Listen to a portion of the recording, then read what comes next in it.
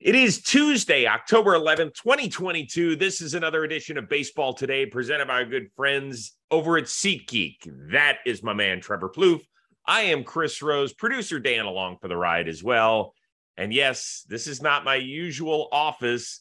I am on the road because tonight I will be part of the live stream with Jimmy and Jake and the rest of the John Boy Media crew as we watch live my Cleveland Guardians take on their New York Yankees as we kick off the divisional round. Wish me luck, Plouffe. I'm excited for you. I'm scared for you. Are you going to be the only Guardians fan in the house? Well, so I've got an interesting question. My oldest brother, Bob, who's lived in New York City since 1979, although for basically the last year and a half or so, he's been living on the West Coast. Okay.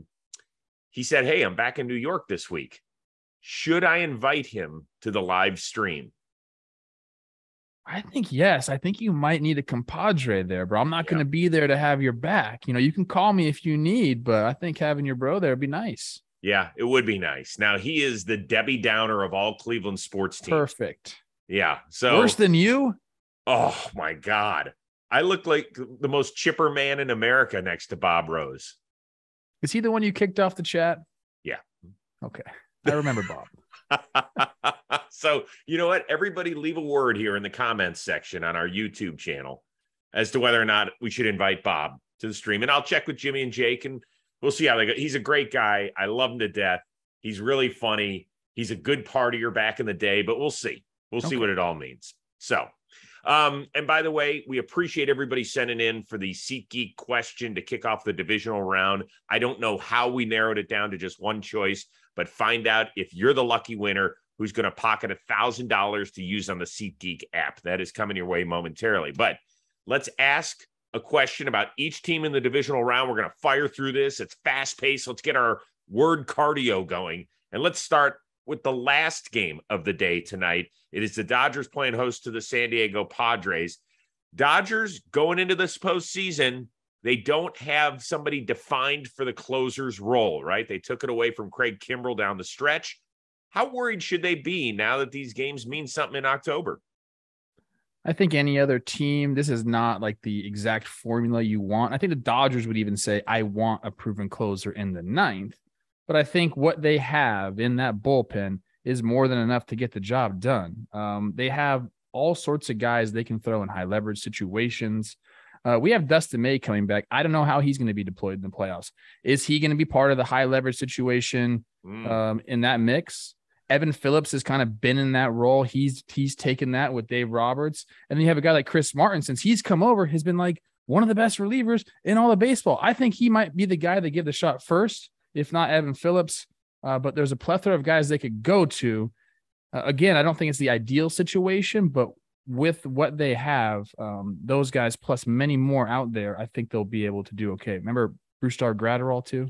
Yep. Remember him? I remember him. Blake Trinan supposedly is going to be on the roster. You know, he's only pitched a handful of times during the regular season. He's been beat up, but he has been so good when they have needed him. I think that'll be an interesting part of this whole equation.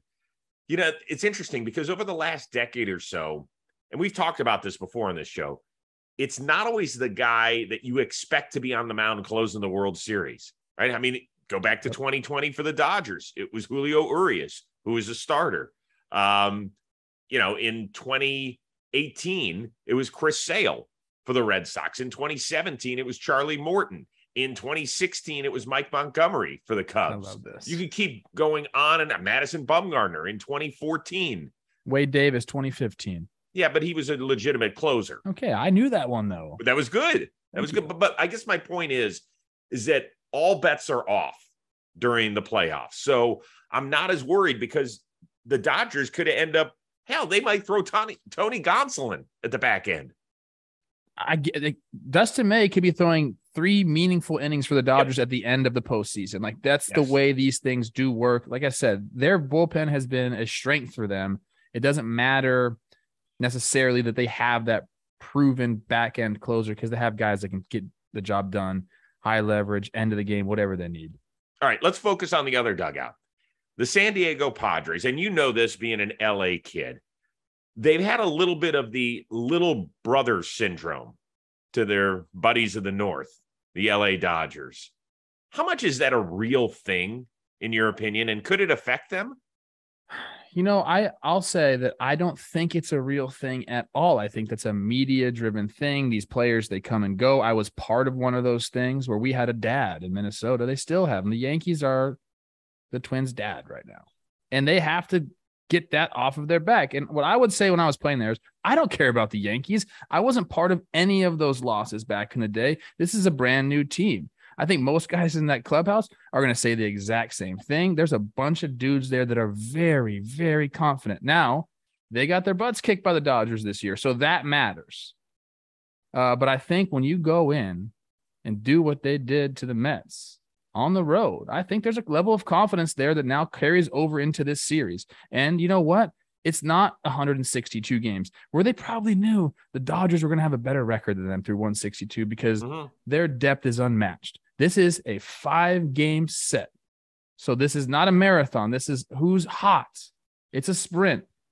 And I think going in and doing that to the Mets has given them confidence. I don't see it being a problem at all. It is a real thing, by the way. Our oldest son, Josh, lives in San Diego. So I hear a lot of what the talk is. And he's like, Dad, boy, the people down here don't like the city of LA and they really don't like the Dodgers. I was like, yeah, that's kind of the way it rolls. I think the guy who's going to play the biggest role in this whole thing might be Manny Machado.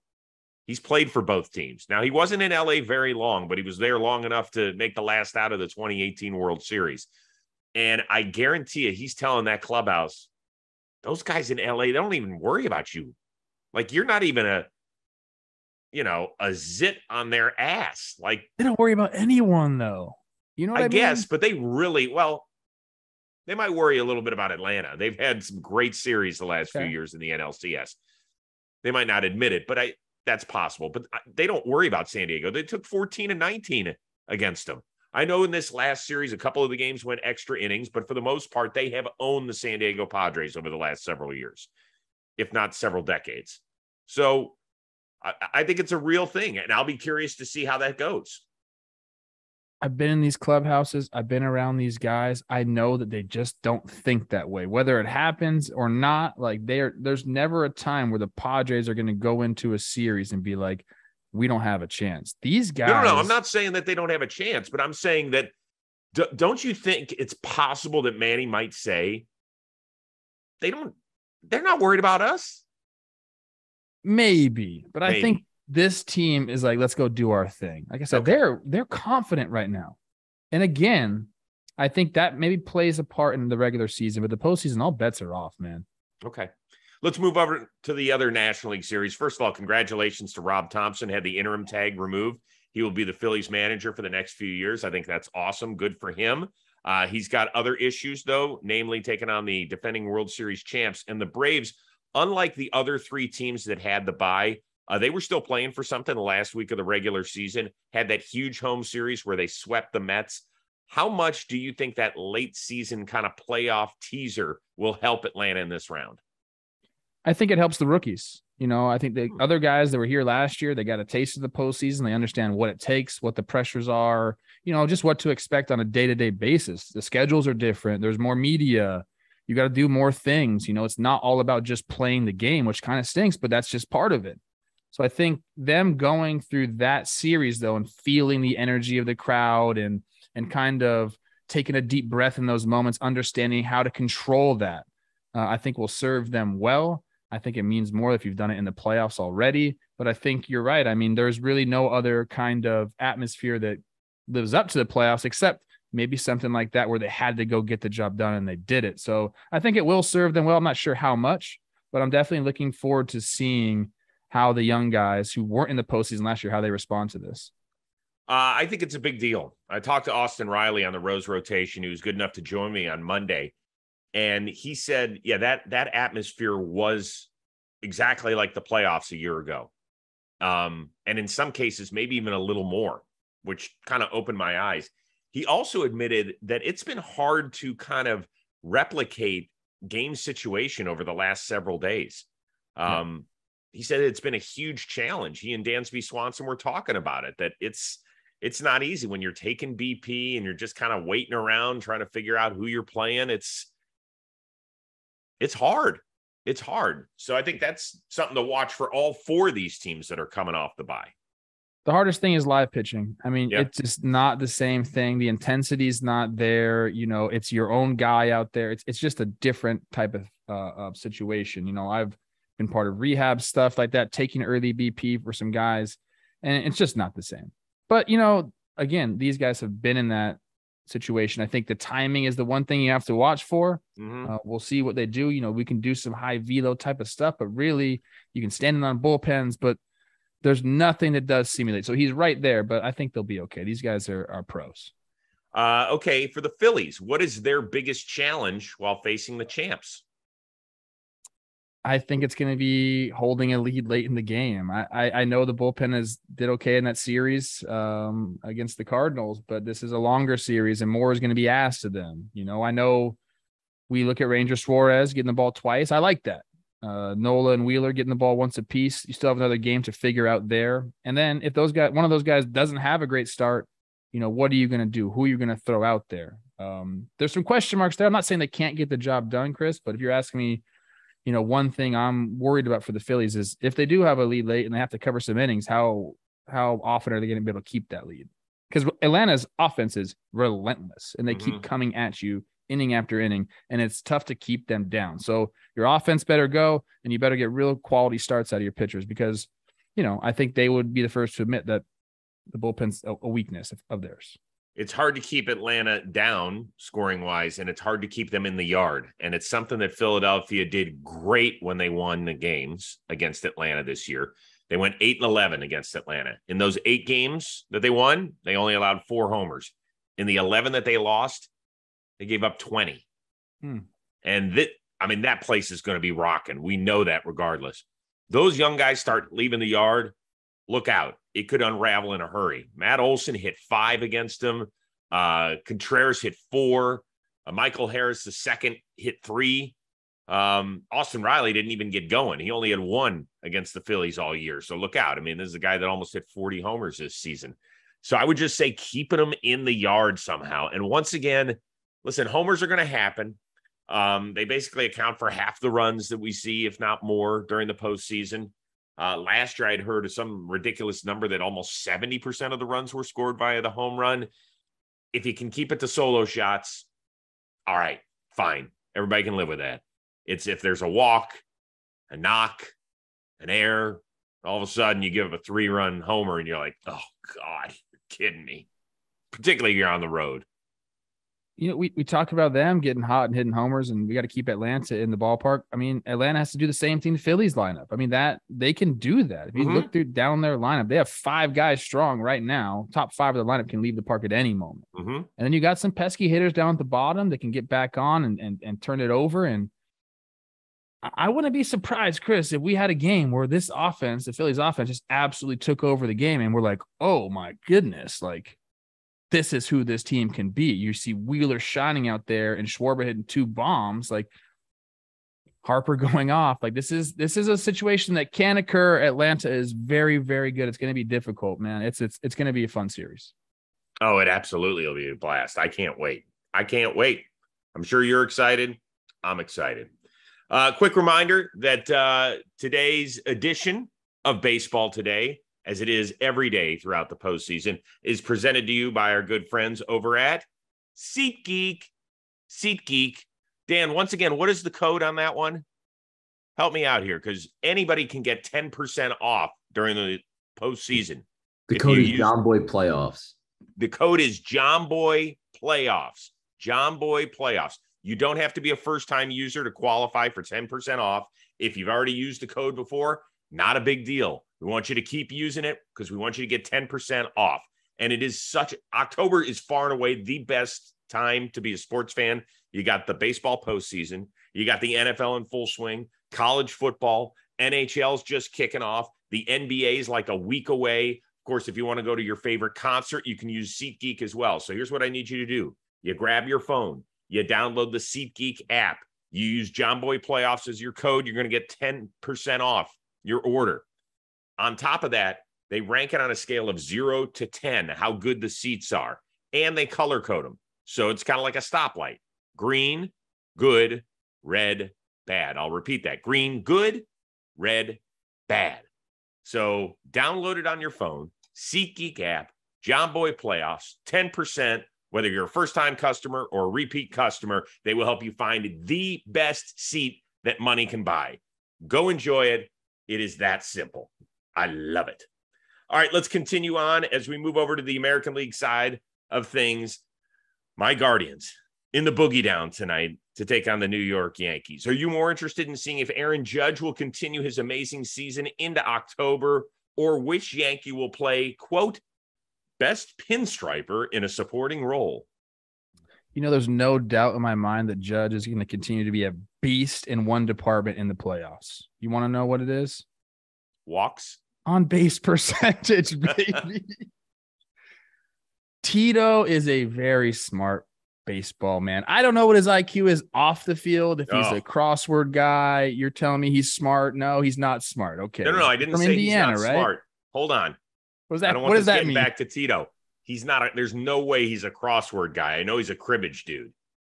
Okay, I think Tito's smart. I'm going to say it right now. Okay. Chris Rose said you weren't, but I think you are, Tito. Listen. They are not going to let Judge beat them in this series. The only way Judge is going to beat them in the series is if somebody is back there supporting him. Is it going to be Gleyber Torres? Is he going to continue to, be the kind of guy they need him to be? Is Josh Donaldson going to step up? We've seen him take over playoff series before. That was a while ago, though, in Toronto. There's no T in Toronto, just so you know. So I'm more interested in that. I think Judge is going to get walked a ton, and then they're going to have, Stanton can obviously take over a series, but someone's going to have to do it. Well, let's remember, they only played 2 series all season, right? This is the only one of the 4 divisional round playoffs that doesn't match up teams from the same division. Aaron Judge hit a couple of homers against Cleveland this year, but so did 3 other players on their team, including Matt Carpenter. He's a guy I'm worried about. Cleveland's got a lot of right-handed pitching, and I know that Carpenter's been out for quite a while, but I still think that he's going to be a guy that can contribute.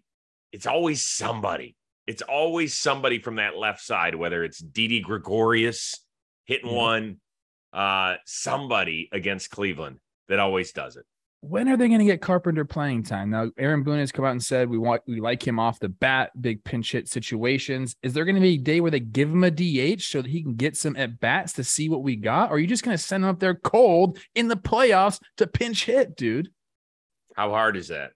It's impossible. I know he had a stretch there where he was a god. Mm-hmm. But you talk to anybody that's come off the bench. I had a hitting coach named Jim Slice Dwyer.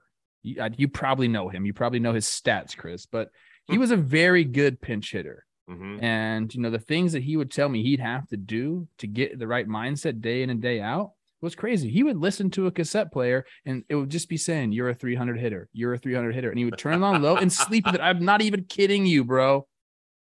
These guys, it's a very difficult place to be, especially if you haven't seen a ton of game situation and that's, what Carpenter has been through lately. So I'm curious, man. Like, do you just give him a DH day so you could see and let him get some at bats?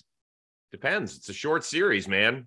Cleveland sneaks one out tonight. I don't think you could just, I don't know. It all depends how Stanton's looking and feeling and all that. And by the way, Stanton came out and said, I can play outfield. That's what I'm saying, dude. But then that moves Cabrera out. So it's right.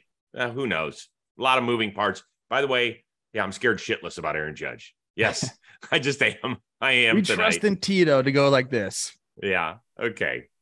From Cleveland's standpoint, how worried are you that the Cleveland kids will get swallowed up by the Yankee Stadium atmosphere? Let's remember earlier this year, Miles Straw had a little run-in with a few of the fans as well. So is the stage too big? I don't think it's too big. And I've said this before about the Guardians. I think they just have to play their game to their identity and just go be themselves. Now, is the place going to be rocking? Are the bleachers crazy? And can they say things and get under your skin? 100%. I mean, it happened. Like you said, like Miles Straw literally almost went into the stands. My goodness. They're going to be all over him. Like to a point where like he might wear earplugs. I swear he might, Chris, because they are going to be on him so much. So I think that aspect will get there. But as far as the bright lights in the stage, I don't think so, man. I really don't. I think they have enough veteran leadership there to guide these dudes. And really, it's about them playing to their identity. And you know what? They need to go out there and score first. We've seen that in these games on the road in the wild card series. Go score first. Shut the crowd up a little bit. Get that lead. Get the confidence going. Then you don't have to worry about it. Here's what I'm worried about. That they can't hit. Yeah, that's what I'm worried about. When during the year, I think they led baseball in the lowest strikeout percentage at like 18% or something like that. Against Tampa Bay, it was nearly 35%. That's alarming. And I know that Tampa Bay can throw all sorts of arms against you. I get all that stuff, but man, that is really worrisome. And I almost think that tonight is a must win for Cleveland because I don't think they can hit Nestor. I really don't. Interesting. So you think they have a better chance against Cole than Nestor? Not much, but I do think that it's slightly because they're a better left-handed hitting team than they are right-handed hitting. They're one right-handed bat short. So he went 6 1/3, 2 earnings in April, and then he went 6 innings pitched, 1 earned run, and that was in July. Yeah. Yeah, I mean, I'm not saying much. It's not like, I can't wait to face Garrett Cole. It's not that. Oh, no, that was Nestor's stats. Oh, those were Nestor's. Yeah, but Cole's were close. They're very similar to that. 6 2/3, 2 earned runs, 6 innings pitched, 2 earned runs. So yeah. All right, there's a shutout, series. Actually. Never mind. Let's get through this one. Houston might be baseball's most complete team, but if there's a weakness, it's the odds stacked against going to the ALCS the 6th time in a row. That's all I can think of, dude. Like the numbers. What else? You give me a weakness on this team, please. There's not a weakness. The only weakness is the fact that they basically had a double-digit lead since the middle of June. I know there were a couple times it might have gotten down to 9 or 8.5 or something, but never were they threatened. That's the only weakness because but this team is one of those teams that can flip the switch, bro. And not a lot of teams can do that. This team can. I know. I guess my point is I can't even answer my own question because, they hit homers and they don't strike out. They don't walk people and they strike people out. And they have the lowest starters ERA and nobody in their bullpen has an ERA over 4. Like there's not one area where if I'm a Seattle fan, I'm like, where is the weakness? It's just literally the odds of going to the ALCS that many times in a row. That's the only weakness. That's what I think. Like sometimes you won't pick a team to repeat or you won't pick the Dodgers because you just say, that doesn't make sense. It's not going to happen. Odds are against it. And that's the only thing you can say here with Houston. It's crazy. It's crazy. It's just, they're so good. And Verlander's numbers, by the way, when he has more than regular rest this year, are incredible.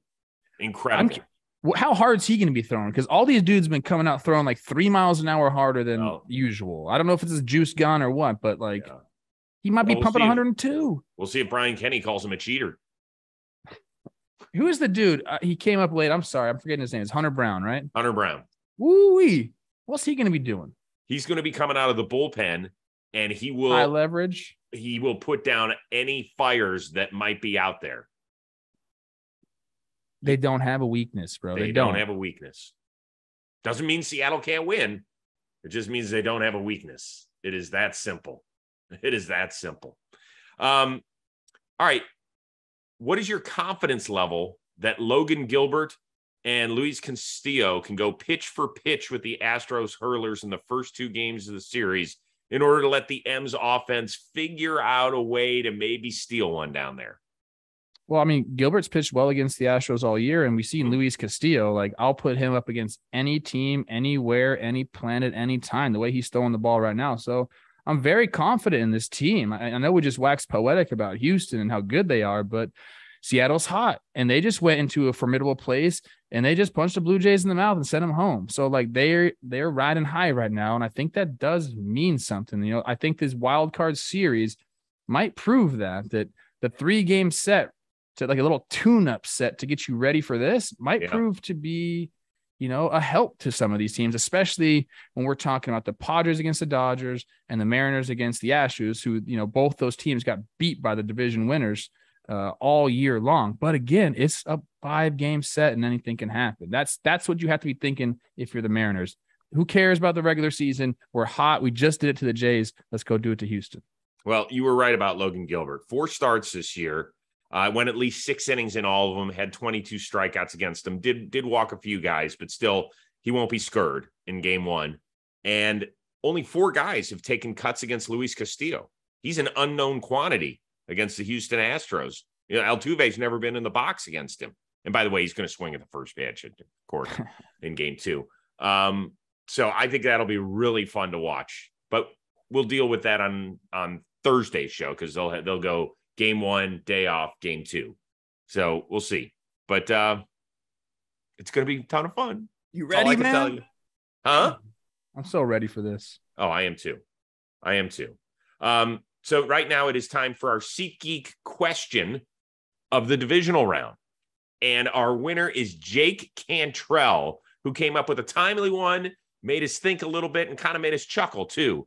And it said, with Andrew McCutchen tweeting on Sunday night about Red Hot, what is the weirdest legal substance you've used known somebody else has used out there on the mound? So, Plouffe, I'm going to start with you since you played Major League Baseball and I didn't. Well, I would tell you guys all about this weird Coke mixture. They put pine tar and rosin, they boil it, but everyone already knows about that one. I think that's pretty. By the way, can I clarify? That's Coca-Cola. Coca-Cola. A soft drink, if you will. Thank you, Chris, for clarifying that. So I can't tell you about that one. I'm going to give you something a little off the beaten path here. I had a teammate who really believed in this. He didn't like day games. So you couldn't get up for him. He couldn't get his mojo going. So you know how he got his mojo going? Popping a little blue pill. And every day game, he would take whatever the version of erectile dysfunction medicine that he had. And he thought that gave him a little bit of a boost, a little pep in his step. And it was every single day game. He didn't really have great stats, so I don't know if it really worked, but he believed it worked. And then after the game, he'd be walking around that clubhouse like he owned the thing. I'll tell you that much. Apparently he did. And by the way, you might want to keep your distance just in case. Go in the corner. That's a true story. I had to call on our buddy Pete Moylan because I didn't play. He just said the weirdest thing that he heard of anybody like using on a baseball was a throat lozenge. Did you ever hear that one? I mean, that's sticky. I get that. Sticky. The Red Hot thing I never heard. So I know they do Red Hot on the back and around the arm and stuff, and that helps. On the ears, I never heard that before. No. That's a new thing for me. I know a lot of dudes, when it's cold outside, Chris, will do baby oil. And they'll go in the shower and apply it to their body, and then they'll put their clothes on, and that was supposed to protect your skin from the wind or something. I never did that either, but a lot of dudes with oil and medicine and, Baseball players are a little freaky. So, Jake Cantrell, congratulations. You are the proud recipient of $1,000 credit to use on SeatGeek. Maybe you can buy some tickets. Maybe you can invite the two of us. Maybe we'll go to a great baseball game or another sporting event or a concert or whatever you want. But congratulations. As for the rest of you, don't forget to use the code JohnBoyPlayoffs. You'll get 10% off, whether it's the first time using it on the SeatGeek app or your 100th time. You can still save 10%. And that is the cool thing. We are back at it again on a Wednesday. Make sure you check out our social media channels as we will let you know what time it'll be. We'll be back on the AMP app. We'll be live. In the meantime, enjoy the 4 divisional round games. It's going to be a blast. We go Atlanta, then to Houston, then to New York, and then to Los Angeles for the nightcap. And don't forget to check out the live stream as I am trying to slay the dragon, taking shots at Jimmy, taking shots at Jake. Who knows? I heard that Dan Rourke might even have a surprise look for the stream. I think he might be the one you need to be the most worried about. I think there might actually come to blows between you and Dan. If Bob is there, I don't even think this will air. We'll have to cut it. I told Jimmy and Jake, I said, seriously, if he's there and he's making too much noise, we're going to send him to his room. as the dad of John Boy Media, that's what it's come down to. That would be so mean if you put him in a room and he couldn't watch the game. I kind of like it. Oh, God, how great would that be? You know, he should have to do answer trivia questions to be able to see the next inning. Very good. Do some homework, Danny boy. That is excellent. Ooh, I could have a whole series of Aaron Judge trivia. Yes. And in order to watch the next inning, he has to get a question. You're welcome. You're welcome for some content. That's great. That is so good. so good. All right. For our one-of-a-kind producer, and I do mean one-of-a-kind, Dan Rourke, that is Trevor Plouffe. I am Chris Rose. We'll see you Wednesday on Baseball Today, presented to you by SeatGeek.